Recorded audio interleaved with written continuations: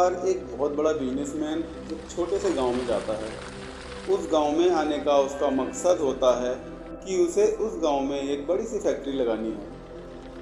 वह एक ऐसी जगह पर पहुंच जाता है जहां पर उसके सामने एक बड़ी सी नदी होती है और उस नदी के सामने ही वह गांव होता है।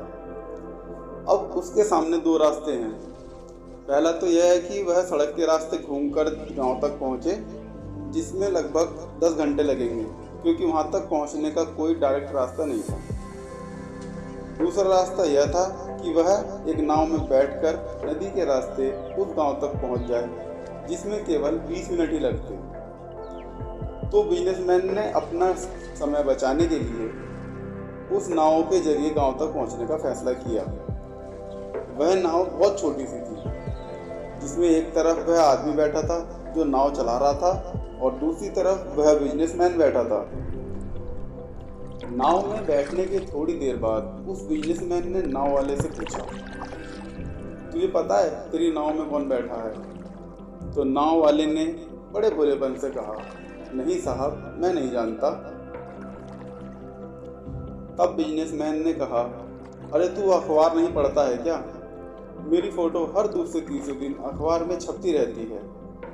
तो नाव वाले ने कहा, अरे साहब, मुझे पढ़ना लिखना नहीं आता। मैं बहुत छोटा सा था जब मेरे पिताजी गुजर गए थे और अपने परिवार का ध्यान रखने के लिए मैं बचपन से ही काम में लग गया, इसलिए मेरा स्कूल बचपन में ही छूट गया था।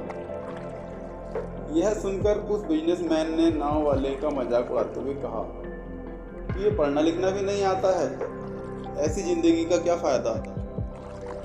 यह सुनकर उस नाव वाले को बुरा तो लगा, लेकिन उसने कुछ नहीं कहा। थोड़ी देर बाद वह बिजनेसमैन उस नाव वाले से बोला, अभी कुछ दिन बाद यह जो तू सामने ज़मीन देख रहा है ना, वहाँ पर मेरी एक बड़ी सी फैक्ट्री लगेगी जहाँ पर हम मिनरल वाटर की बॉटल्स बनाएंगे। उस नाव वाले को बात समझ नहीं आई। उसने कहा, किस चीज़ की फैक्ट्री? तो बिजनेसमैन ने इरिटेट होते हुए उससे कहा कि वहाँ पानी की बोतलें बनेंगी जो तेरे गांव में नहीं बिकती हैं लेकिन शहरों में बहुत बिकती हैं। तब नाव वाले ने कहा, अरे साहब, मुझे कहाँ पता होगा, मैं तो कभी इस गांव से बाहर ही नहीं निकला। फिर बिजनेसमैन ने उसके ऊपर हंसते हुए बोला, तू कभी इस गांव से बाहर तक नहीं गया, तुझे पता ही नहीं कि शहर क्या होता है, ऐसी ज़िंदगी का क्या फ़ायदा? उसकी बात सुनकर नाव वाले को सच में यह लगने लगा कि उसकी ज़िंदगी किसी काम की नहीं है।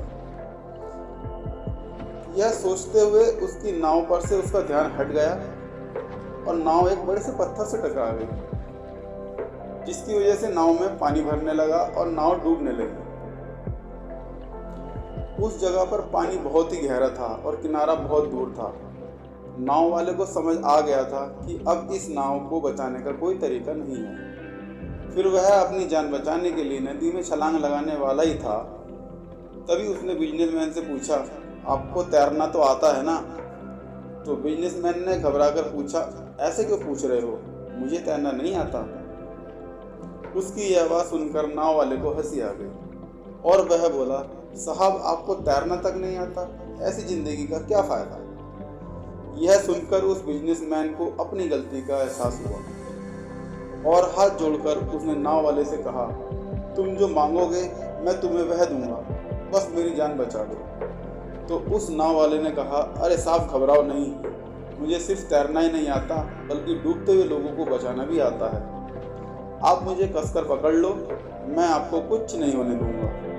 और फिर उस नाव वाले ने सिर्फ अपनी ही नहीं बल्कि उस बिजनेसमैन की भी जान बचाई। दोस्तों, हमें इस कहानी से एक बहुत बड़ी सीख यह मिलती है कि ज़िंदगी में कभी किसी का मजाक नहीं उड़ाना चाहिए या अपने से कम नहीं समझना चाहिए, क्योंकि हमें नहीं पता कि कब, कहाँ और कैसे किसकी ज़रूरत पड़ जाए।